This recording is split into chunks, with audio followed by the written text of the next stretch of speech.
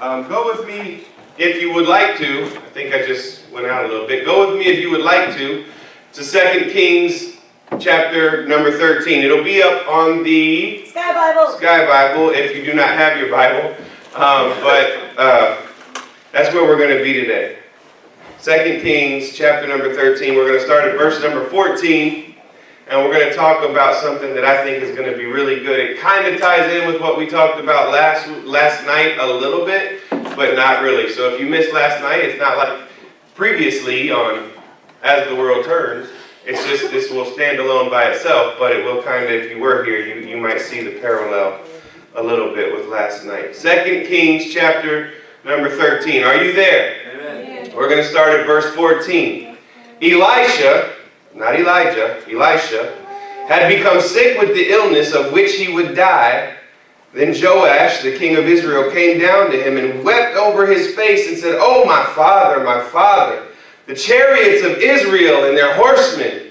And Elisha said to him, "Take a bow and some arrows." So he took himself a bow and some arrows. And then he said to the king of Israel, "Put your hand on the bow." So he put his hand on it, and Elisha put his hand on the king's hands.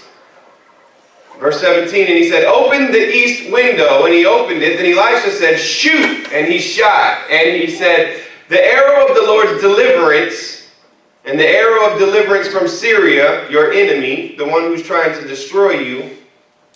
For you must strike the Syrians at Aphek till you have destroyed them." Now what he's saying right there is that you're going to face a battle, and you have to fight until you destroy your enemy. Not until you knock your enemy down or knock your enemy back. You have to fight until your enemy is completely destroyed. Verse 18, then he said, "Take the arrows." So he took them, and he said to the king of Israel, "Strike the ground." So he struck 3 times and stopped. And the man of God was angry with him, and he said, "You should have struck 5 or 6 times. Then you would have struck Syria until you destroyed it. But now you will strike Syria only 3 times. Then Elisha died, and they buried him. And the raiding bands from Moab invaded the land of the spring that year. I'm going to throw in verse 21. I don't know if it's up there or not. I think it is. So it was as they buried a man that suddenly they spied a band of raiders, and they put the man in the tomb of Elisha. And when the man was let down and touched the bones of Elisha, he revived and stood on his feet. That's a powerful dude. If you can just lay somebody next to the dead bones of Elisha and that dude gets up, then that's a powerful dude. I'm going to use this passage and I'm going to share with you for a little bit today about the subject of shooting arrows. Shooting arrows. This is going to trip me, I think. Okay, we're good. Shooting arrows. Let's pray. God, thank you for bringing us here today. Thank you for equipping us for the battles that you bring us into, that you allow us to walk through, the things that we go through that we might not like. God, I pray that we would always see that as we prepare ourselves for battle, you are right there with us. Today, be with us as we get into your word, as we discuss, and as we move forward in all that you have for us, God. In Jesus' name, amen. So the thing to understand about this is that determination is very important in your life. Determination goes a long way. If you're determined to do something, it's that much easier to accomplish because you have a determination, you have a passion, you have a drive. You want to see this happen.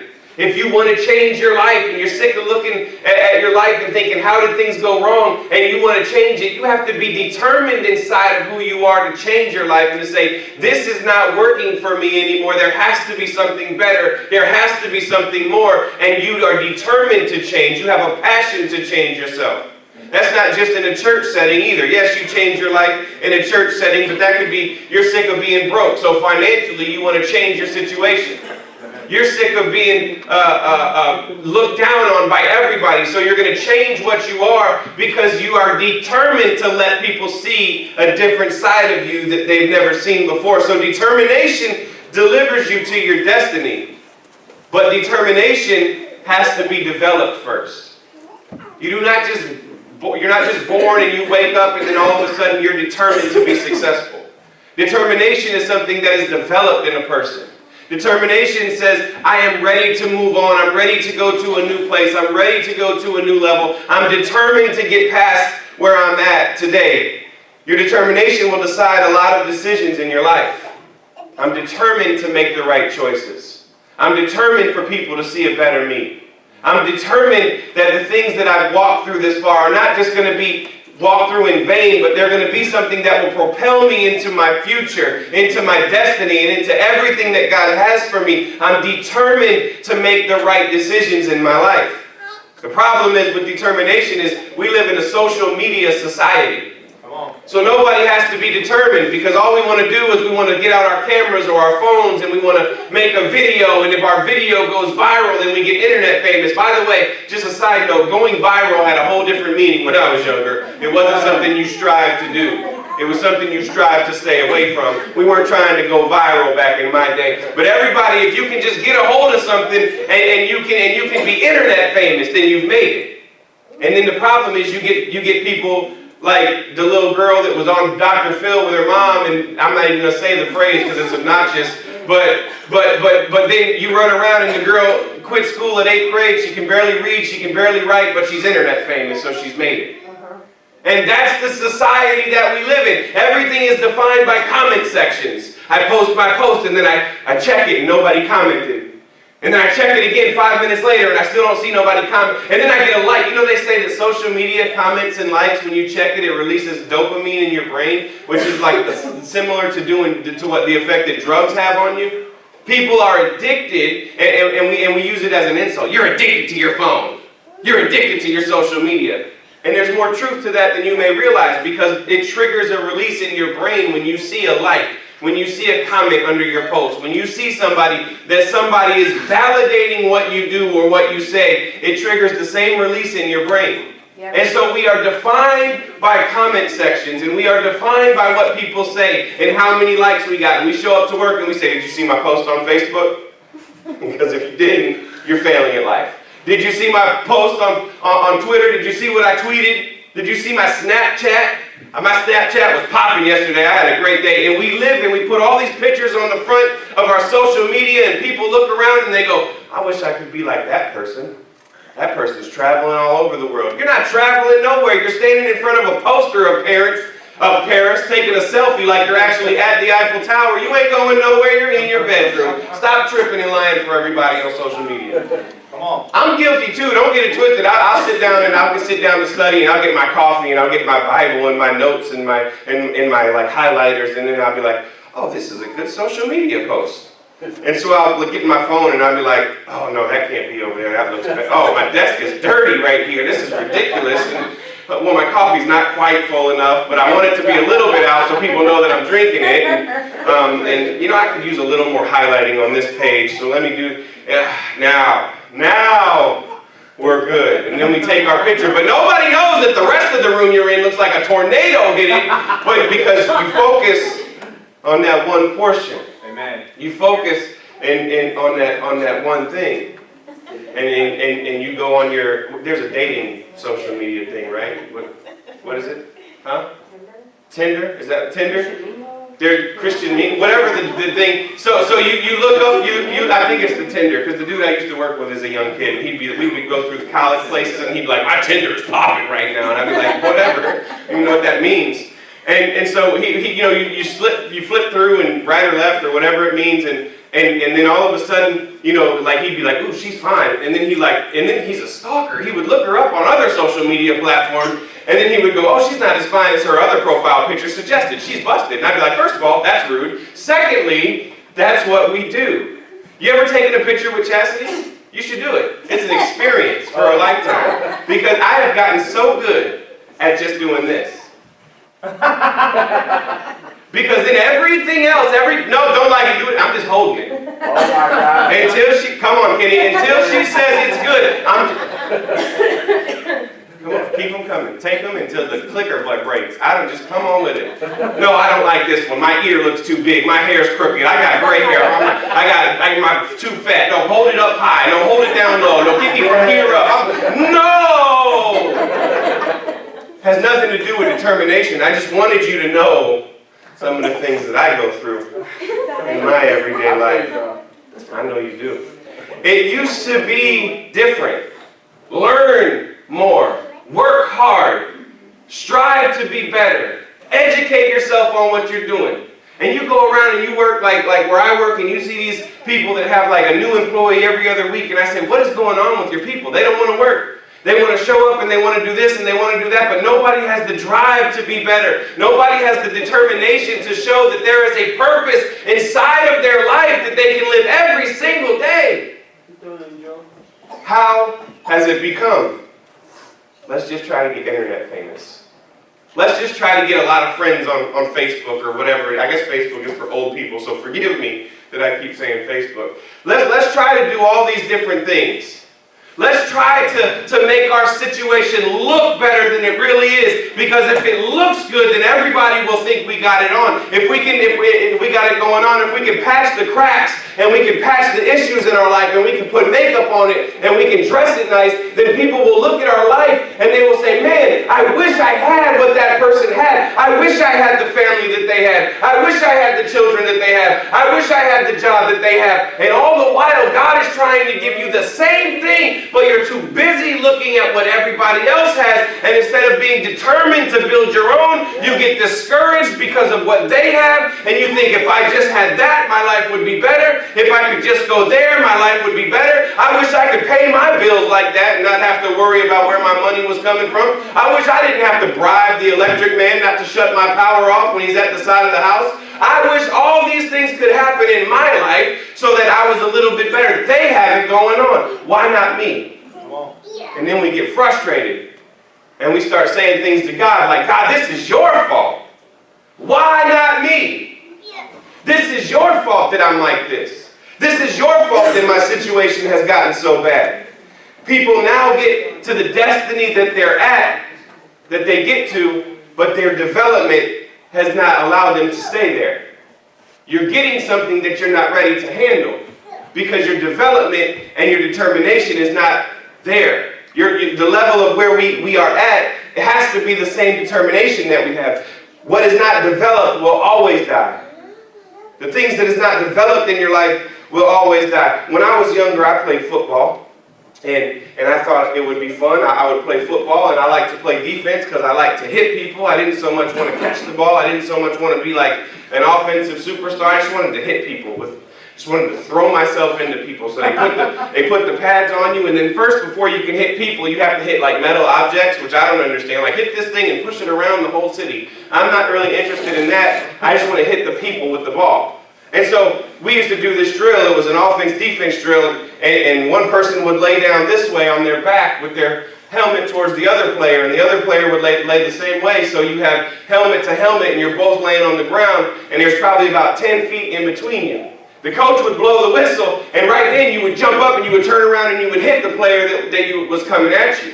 And it was one of my favorite things because I like to do the drill because I like to hit people. And so you can judge that if you want to, but it's the truth. And so the reason I like to hit people, see, it's not that great if you're small.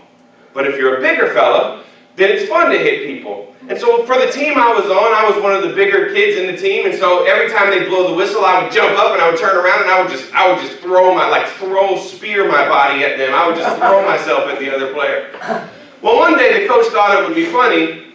While we're down there, he made the other person get up and he put an enormous human being down there. And so I said, I'm laying there and I'm ready and I'm psyching myself up and I'm like, you're going to hit him, you're going to knock his helmet off, it's going to roll over there, his head might still be in it, who knows? And so you're going to just lay him down. And the whistle blew and I jumped up and I seen that joker and I said, no! And I instantly became a running back and hit him with a spin move and he fell and I was like, no, we're done here, what is that about? And that's funny. But see, sometimes the coach knows that your enemy's going to be bigger than you're ready for. And you have to be developed to take on any enemy. Right. You can start by hitting the enemy that's the same size as you. But eventually your enemy's going to get bigger and he's going to get stronger. Eventually the thing that is struggling you is going to get bigger and it's going to get stronger. Yeah. And something is going to be there and you have to be ready to face anything that's there. You turn around and you jump up and you wasn't ready for divorce. You was okay with a fight, but you wasn't ready for divorce. But the enemy got bigger. You was okay with not having money to go out and eat on Sunday, but you're not okay with not having money to pay your power bill, and now your enemy just got bigger. That's right.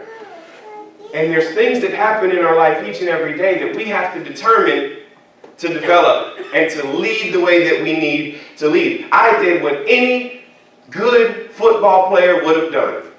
I ran away. But God has not called us to be people who run away. That's right. God has called us to be people who stand and fight.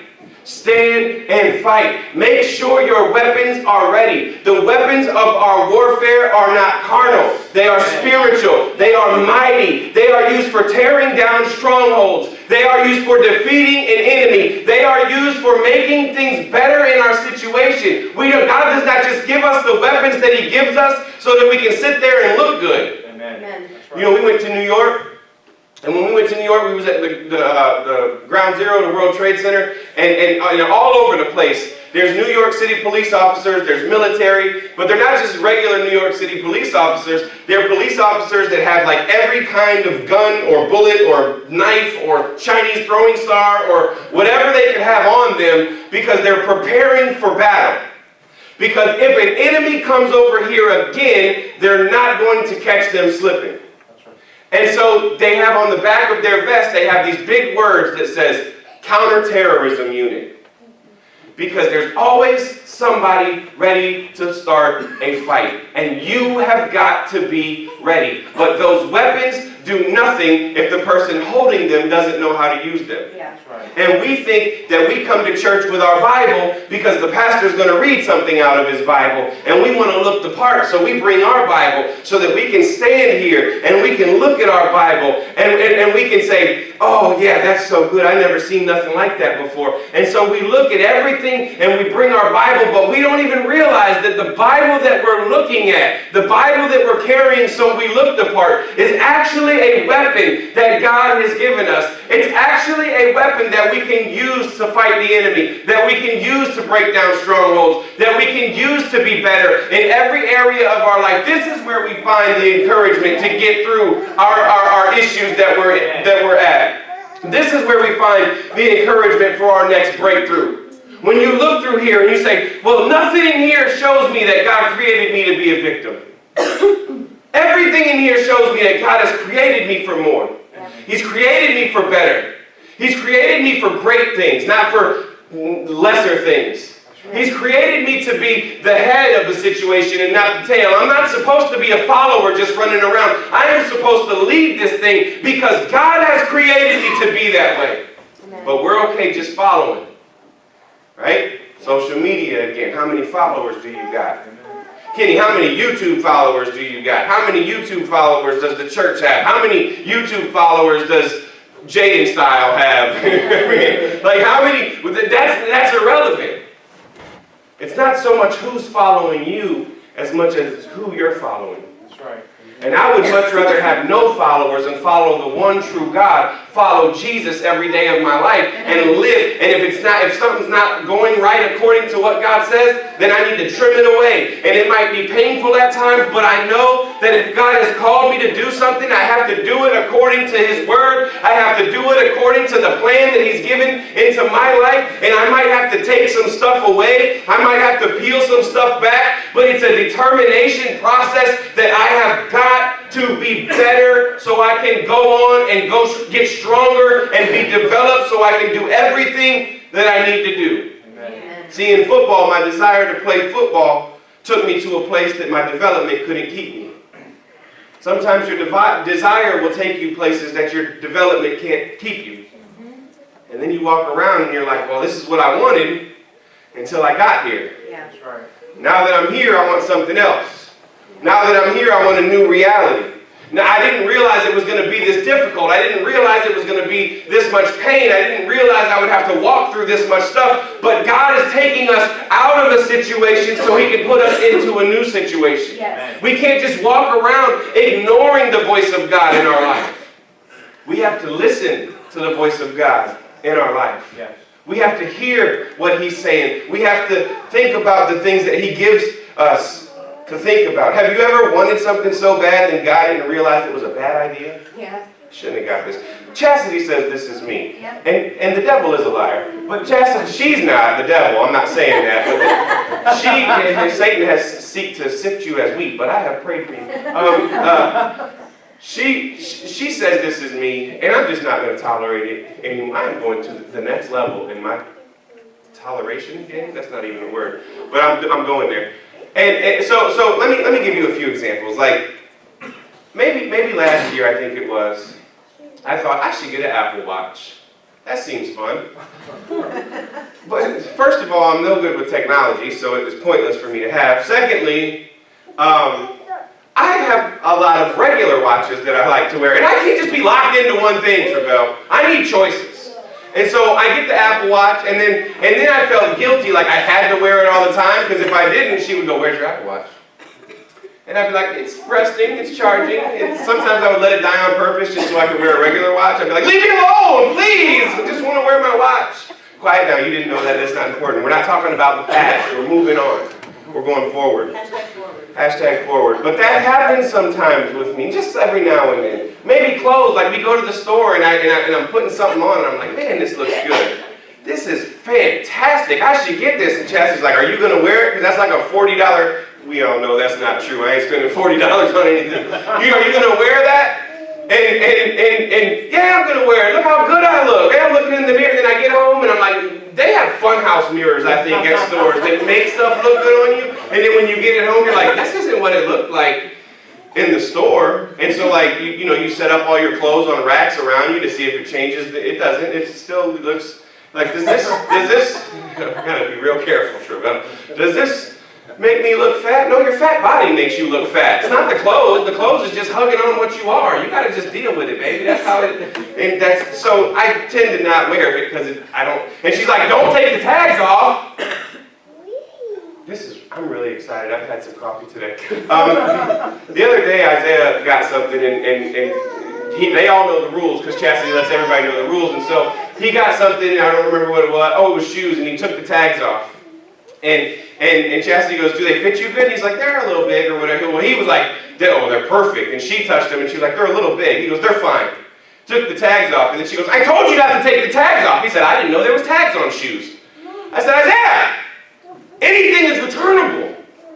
Don't touch stuff if it doesn't fit you." But anyway, that's me. That's how I live. I know you guys don't do that because you only get things that you need and that you really want. But for me, I like to see, like, things catch my eye and I'm like, I should get one of those. Like a new phone case. Every 3 weeks, I need a new phone case. Because, they get messed up. They get scratched with your keys in your pocket. Don't judge me. I can feel all of your judgment right now. And I am sick of it. But right? Come on, Dustin. Dang. But let's not stop there because it gets so much more important than that. It gets so much more important than just an Apple Watch or clothes. We look around and we say, "I wish I could have children. I wish I could have children." And we try and try and try, and we try to have these children, and then one day we have the child, and then we look back, and the children are running all over the house, and they're swinging from the chandelier, and they're shooting spider webs all over the place like they think they're Iron Man, and they're knocking holes in your wall, and you're like, "I wish you would just go away!" And the problem is, some parents actually don't care. And I know that that's not you, and I'm not saying that's you. But I do want to tell you a story of something I witnessed, and I'll keep it very vague, and it's from a long time ago because I don't get down how I used to get down. We used to go and we used to hang out with people, and we used to do things that we ought not have been doing. Things that could really mess your life up, things that could maybe even kill you. And we would go to people's house, and we didn't have kids, we were just young and single and did what we wanted to do, and we would go to people's house, and then they would have kids. And there we would be in the house, and there would be alcohol being drunk, and there would be drinking. There would be drinking of the alcohol, and then there would be drugs, and there would be not just like, we're not talking about just smoking some weed. We're talking about there would be drugs, and there would be people laying all over different parts of the house, on the couch, on the floor, doing whatever, and then the kids would be there. Then the kids would come outside, maybe not.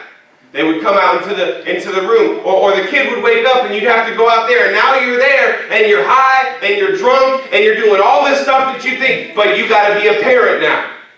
And you wanted the baby, and you prayed for the baby, and you asked for the baby, and now you got the baby, and the baby is nothing but an inconvenience in your life.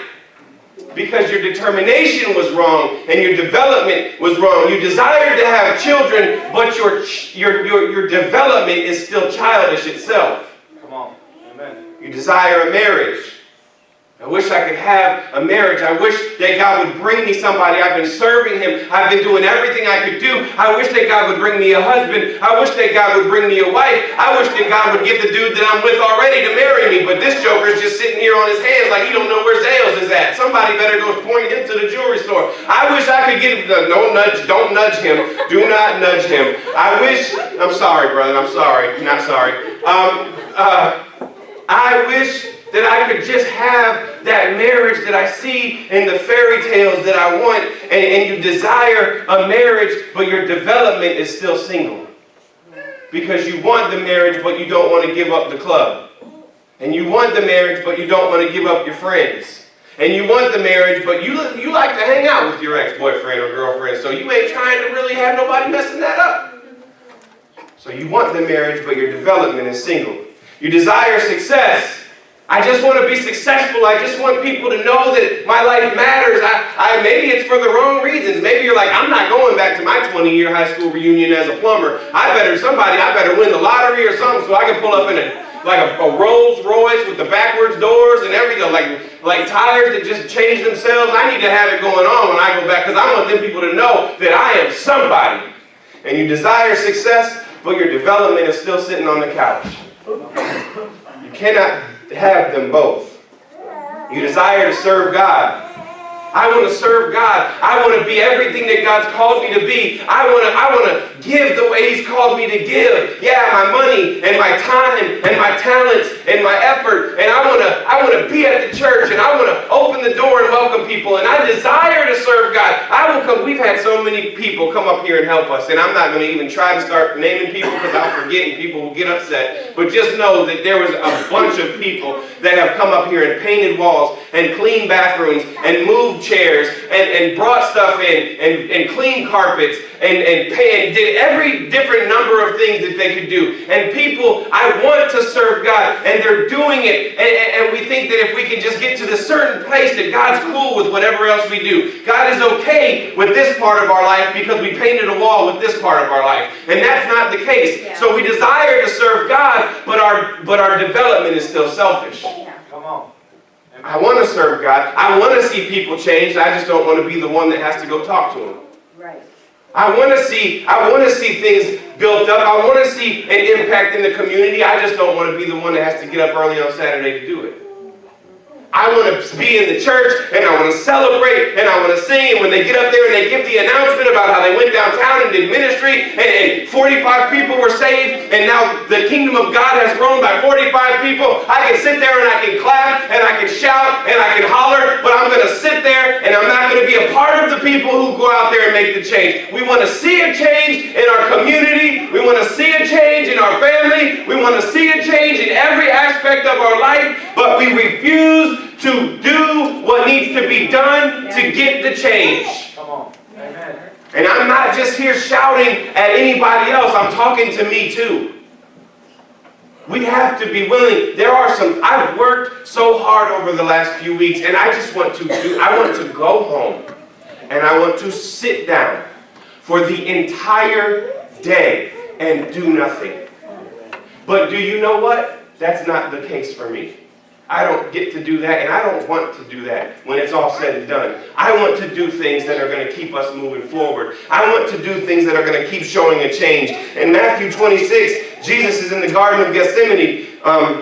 I'm going to try to go. Jesus is in the Garden of Gethsemane, and Jesus, the disciples are there, and they followed Jesus, and they seen Jesus, and they walked with Jesus, and they did ministry with Jesus, and they've seen Lazarus come out of the grave, and they've seen sick people healed, and they've seen all this different stuff, and now Jesus is asking them to pray with them. Jesus himself, will you pray with me? And they say, oh yeah, we got you. And they say, well, you stay over here and pray. I'm going to go over here and pray. And so Jesus goes off, he comes back, and what are they doing? They're sleeping. Every one of them is asleep. And Jesus gets him up and he goes, my soul, in verse 38, my soul is exceedingly sorrowful, even to death. Inside of me, the deepest part of who I am is exceedingly sorrowful, to the point of death. In fact, the Bible says that as Jesus was down praying and trying to do everything that he was doing, he was sweating, and his sweat became like big drops of blood. He was sweating blood because of the intensity of what he knew was coming. The intensity of what it would take to pay for your sin and my sin. The intensity and the pain of what would happen on a cross. The embarrassment that would come of being stripped naked and hung up in front of everybody so everybody could mock him and everybody could make fun of him. And Jesus asked his closest friends to pray with him, and they went to sleep. We got to stop sleeping when God is asking us to be awake. Amen. We got to stop sleeping when God is asking us to do more. Verse 41, he comes back and he says, I need you to watch and pray. Watch and pray. Watch and pray. Watch means Gregorio. It means pay attention or focus. I can watch Jerry do something. But if I'm not focused on what he's doing, I can't duplicate it. I can watch somebody change a light bulb, but if I don't know what they're doing and focus on what it takes to actually change the light bulb, I'm going to have a broke light in one hand and a good light in one hand, and I'm not going to know how to fix it. There is a difference between just watching something and being so focused on it that you can duplicate it in your life. Jesus died for everyone. But Jesus doesn't, the good news is that Jesus does not ask you to die for me because you can't pay for me. Jesus does not ask me to die for you. But Jesus does ask us to tell other people about the cost that he paid. He does ask us to be a voice. He does ask us to be a John the Baptist, a voice crying out in the wilderness. What is the wilderness? Look around where you live. You live in the wild right now. You live in a jungle right now. Yeah. Jesus wants you to be the voice crying out to somebody. Help me, help me, help me. He says, watch and pray. Focus and pray. Pray means not just to pray, but to be a true worshiper. Pray, worship. Get in your Bible. Read something this week that you didn't read last week. Amen. Focus a little more on what God wants to do in your life. Watch and pray. Watch and pray. But there was a reason he told them to do that. He said in verse 41, because so you don't enter into temptation. Watch and pray so you don't enter into temptation, because the spirit is willing, but the flesh is weak. Yeah. The flesh is what we fight against. The flesh is the arrows that we shoot against. The enemy already lives in our broken, deceitful, hurt flesh. You are born into a sinful, fallen world, but you are not created in a sinful, fallen image. You are created in the image of God, and the image of God is stronger than your physical birth. The spiritual image that God has created in you is stronger than any fallen world you might be in, any fallen circumstance you might be in. God is greater, and when God is in the inside of you, God will always take you to new places. He will always reveal to you new things. He will always show you a greater way when we focus on Him. But development is the key to destiny, and it's important to remember this point, because Israel at this point has been run by idolatrous kings. People who would take them away from God. You know, you do have some people in your life, if you look hard enough, even if you come from a great Christian family and everybody you know serves God, there are some people in your life that if you let them, they will pull you into false worship. I'm not saying they're going to put you at a little altar and you're going to be worshiping a wooden god made of something. I'm saying they're going to pull you away into false worship. They're going to pull you away into, hey, why don't you spend less time at church and more time with our relationship? Why don't you spend less time with Jesus and more time with going out to the club and to the bar and hanging out and doing the things? You know how we roll. This is how we've always been. Now that's what people said to me. This is how we've always done it. Now you're going to go and change things. Because you cannot always stay in the same cycle with the same stuff over and over again and then wonder why nothing changes in our lives. Nothing changes because we don't change it. Joash didn't worship fake gods, but he was a fake worshiper of the real God. He didn't honor God. He didn't lead people away into false worship, but he was a false worshiper of the true God. And so when Elisha is dying, Joash goes to him because now there's a problem, because Elisha has been the voice of God in his life, and now they're facing an attack from the enemies, and they know things are happening, and the voice of God is dying, and because he doesn't have his own relationship with God, he has to find it in somebody else, and then when that person is gone, he's lost. That's why you have to live your own faith. You can't live in somebody else's faith. Because when they're not around no more, you slip, you fall, and you stumble. That's right. And he is lost, and he doesn't know what to do. And there's a lot of that in today's society. There's a lot of that in the world we live in. People who will point you to the wrong thing. Or people who will say, let's go to church, let's follow God, let's do it. I've seen so many people sit in church and then leave church and do things that were not even remotely close to godly. Not like, oh, they slipped. No, oh, that's their lifestyle. But it's worse than that, because it's not just in the world, it's in the church. Yeah. Now you look around in here. I don't know everybody's business. I don't want to know everybody's business. But you look around, and even a room with even a group that's smaller like this, you look around and there's somebody in here that will say, hey, come to church. Hey, come see what's happening. And then the person that they're inviting looks at him and goes, come to where? Come to where? Go to church. Oh, I go to church every week. No, please, you don't go to no church. You ain't going to no church. You ain't going to church, and church ain't coming to you. So you might as well just quit lying and quit playing around. Because what we do on the outside is what people see. The way we carry ourselves on the outside is what people see. And so, but it gets even worse than that, because it's not just people in church. It's people in leadership.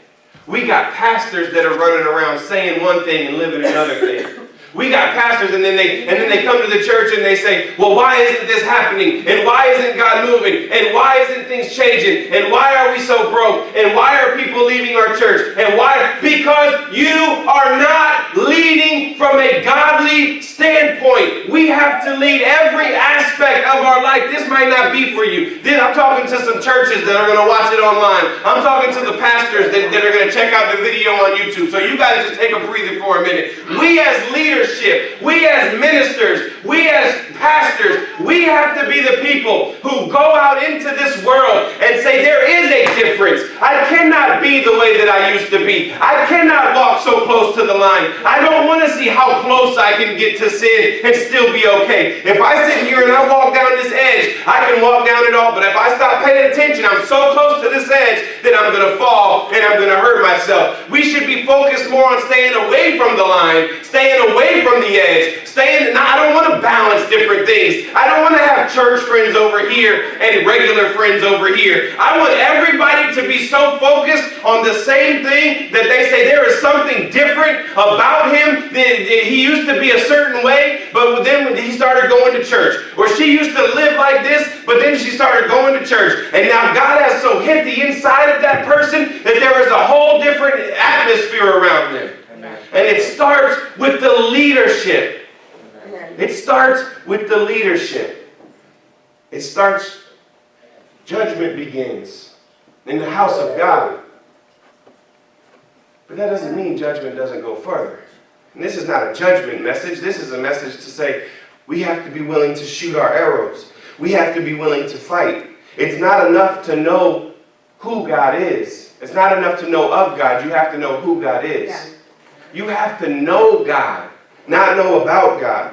That's right. The Bible relates to a Christian relationship as a marriage. You have to know him. You have to know his voice. Jesus said, my sheep know my voice, and a stranger they will not follow. Come on.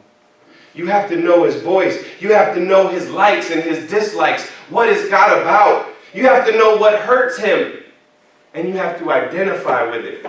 How can we go out and change a world for God if we don't know the God we're trying to change the world for? We cannot be a representation of somebody that we don't know. That's right. I was sitting down this week with somebody, and I was having a little conversation with them, and the statement was made that somebody that they know doesn't like me. And I said, well, I don't really care. And the person that they know also goes to a church. They go to a different church, and I said, that's fine, that's great. And the person I was talking to was wearing a jersey, a football jersey. And I said, who do you represent when you wear that jersey? And they said, I represent this team. Well, if the person you're talking about, it goes to church and identifies themselves as a Christian, then they should represent Christ the way you represent that team in your jersey. And they said, yeah. And I said, so what does Jesus say? Does Jesus say to hate people if they're different? Does Jesus say to not like somebody because they have a different mindset? Does Jesus say not to love somebody because other people don't love them? Does Jesus say that if everybody doesn't fit into our popular little circles, then we cast them out to the side? Or does Jesus say, for God so loved the world that he gave his only begotten Son, that whosoever... That means the broke people and the rich people. That means the up people and the down people. It means the good people and the bad people. It means the saved people and the sinner people. It means every single person on this earth, the gay people, the straight people, the short people, the tall people, the fat people, the skinny people, every person on this earth has their redemption paid for. Yeah. Now it's up to us to acknowledge that. That's right. It's up to us to see what that means in our life. But just because somebody doesn't like me, it's not a reason for me to stop. It's not a reason for me to give up. There's a fight coming. There's a fight coming. This is when you need you need your arrows. And you don't just need your arrows, you need the God behind your arrows. You need the one to give you your arrows. So I'm going to give you a few things and we're going to wrap up. God doesn't want you to just have the arrows or see the arrows. He wants you to be able to shoot the arrows. We have to be able to shoot the weaponry that God has given us. And the first part of shooting the arrows is we have to be able to aim. Elisha told the king, open the east window. Open it. It's not like he had to open the east window because it was the only window in the room. The east window was a symbol of something. Open the east window because the enemy that was coming would attack from the east. And so what he was saying is, know where your enemy is coming from and aim that way. Yeah. The problem is we start shooting at every different thing that comes near us and we don't have any focus in our mission. And so we're just shooting at enemies that aren't really enemies, and we're getting people away from us that we should be bringing close to us, and we're bringing people close to us that we should be getting away from us. And our mind and our situation is all messed up because we're not aiming correctly. Amen. We're not aiming out the east window. We're aiming everywhere else. We're not aiming where the enemy will come from. We're aiming where we think he might come from. Well, he might come from this way. He might come from anywhere. Be focused in what we're doing. Where the enemy is coming from is where we aim our arrows. That is where we shoot. If you don't know your enemy, then you can't know your victory. You have to know who you're fighting to beat them. You watch any kind of boxing match or UFC, and at the beginning of the fight, they'll give you the stats on each fighter. He's 6'4". He's got a reach of 72 inches. He's 320 pounds. He's from Sandusky, Ohio, because that matters in the fight. He's like all this stuff that's going on. They give you what's going on. Why do they give you that? Because they want you to know that they know who their enemy is. So now you need to know who their enemy is. Because if he's 6'4" and I'm 5'6" and he has a 72-inch reach and I got a 50-inch reach and he's 340 pounds and I'm 250 pounds, if I win this thing, that's a bigger victory than if he beats me. He should be able to beat me. But if I whip him, it's because I had the right thing in mind. I knew who I was fighting. And the good thing about our fight is that when we win the fight, it's not because we're bigger than our enemy. It's not because we're badder than our enemy. It's because the God who fights with us will never let us get defeated. He might let you get knocked down. He might let you get knocked back, but he will never let you get knocked out. If you find yourself laying on the ground with no fight left, it's because you're choosing to lay on the ground with no fight left. You say, God, give me strength for one more day. Give me strength for one more fight. Give me the ability to shoot one more arrow. I don't need to shoot them all. Just let me shoot one more arrow. Know the enemy so you can know the victory. The enemy, where is the enemy coming from? Well, the enemy comes from anywhere he can. He runs around like a roaring lion seeking somebody to devour. He has no purpose. He's just ready to attack anybody that's weak enough to be attacked. Anybody. But where does your help come from? My help comes from the Lord. So, what are the weapons? Well, the enemy's weapons are depression and anger and hatred and resentment and fear and all the things that he fills us up with to say, see, those people don't really care about you. God doesn't really love you. If he did, you wouldn't be going through this stuff. But what is our weapon? Our weapon is love and peace and the knowledge to know that Jesus is fighting for us every single day. That when we take our next step, it's because God has so given us the ability to wake up in the morning, to breathe, and to put our clothes on, and to take one step in front of the other step. We have what we have because God has given it to us. When are we supposed to be ready? Well, the enemy's always ready. Why isn't the church? That's right. Amen. The enemy is always ready. Why isn't the church? The second thing that you need to know is that we have to have the arrows. You cannot shoot something you don't have. You cannot shoot a weapon that you're not possessing. The arrow is evidence of the fight. And the fight does a couple of things. First of all, you can't just stop at 3. He said, strike the ground. He struck the ground 3 times. Now, I think, when I read this, I think he struck the ground with the arrows. The actual Hebrew and Greek language actually speaks more to shooting the arrows in the ground. And so he shot 3 arrows into the ground. But he stopped at 3. Now, I don't think Elisha would have said, why did you stop if he ran out of arrows? He had to have had a stockpile of things with him.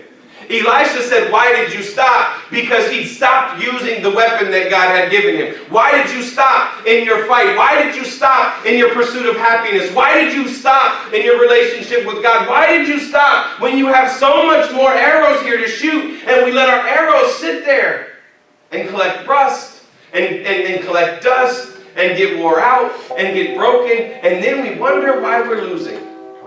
Because we're only shooting a few arrows. What would it have looked like at Jericho if they walked around 4 times and they said, this is stupid. I'm not doing this no more. Walk silently 7 times around. Circle 7 times. 6 times, circle it silently. The 7th time, yell and shout. Walk silently. Man, I'm going to be sitting there thinking, this is stupid. What is Joshua got us doing? Okay, Josh, here we are. There's number 4, Josh. At some point, I'll be like, can we go get some Buffalo Wild Wings or something? I'm starving. And my feet hurt. So let's just stop at 4 because it hasn't worked.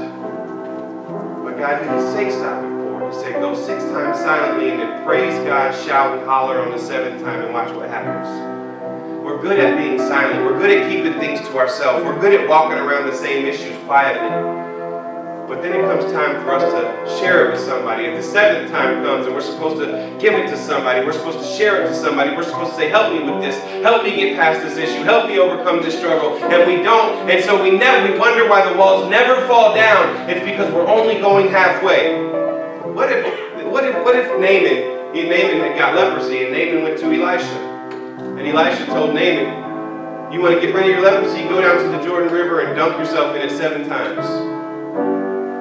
And so Naaman was a person of influence. It's in 2 Kings 5 if you want to go back and read it. And he was a person of influence. He shouldn't have had to do that, but he wanted to go see what the prophet said. The prophet said, go back to the Jordan River and dunk yourself 7 times. And so Naaman was like, what is he talking about? He needs to come out here. Does he know who I am? He needs to bring himself out. He's going to just send a messenger out here to Naaman? I got it going on. He needs to come out here.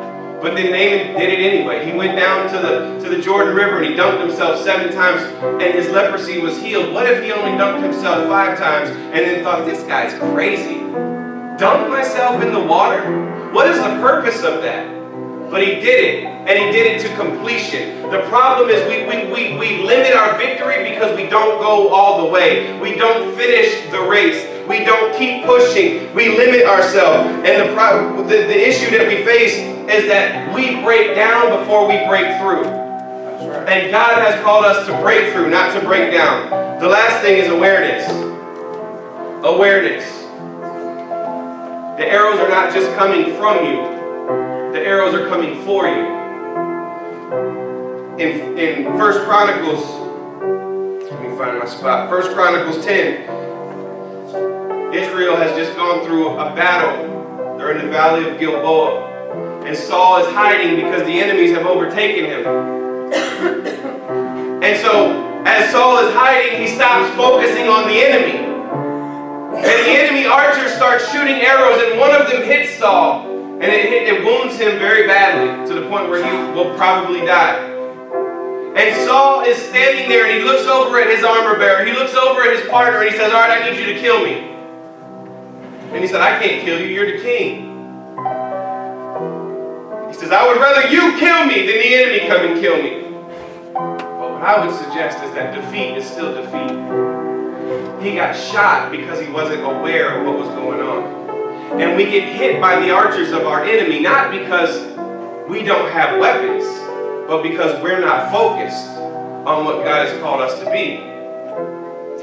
Our victory is limited because our vision is limited. Limited vision only gives halfway victory. A blind enemy cannot fight. Stop it, he said. Stop it. Kill me. It's been too much for me. It's been too much for me.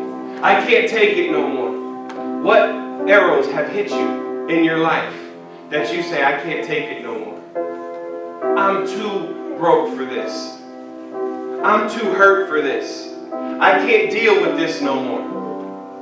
I've been wounded by the archers of my enemy, and I cannot go another day. Somebody take this issue from me. But we don't. The last thing that you have to do is accept. There's acceptance. You have to accept that there's an enemy. You have to accept that there's a fight. You have to accept that you are equipped to be successful in this fight. We walk around defeated because we don't know that we're equipped to win. The enemy's stronger than us. Good. The enemy's bigger than us. Good. That means God's going to get a lot more honor when I win. That's right. The enemy is too big for me. Good. And that means people are going to see that it had to be God. This building is too big for us. Good. Then that means God is going to get a lot more glory when it's filled up.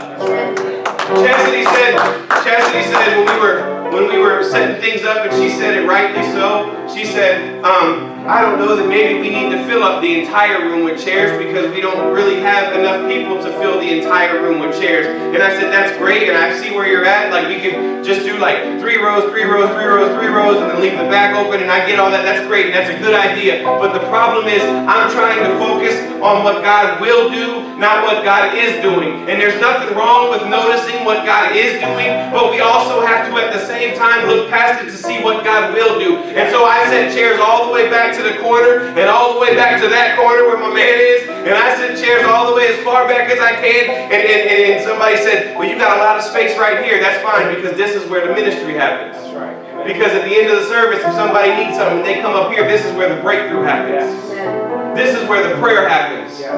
This is where the chains fall off.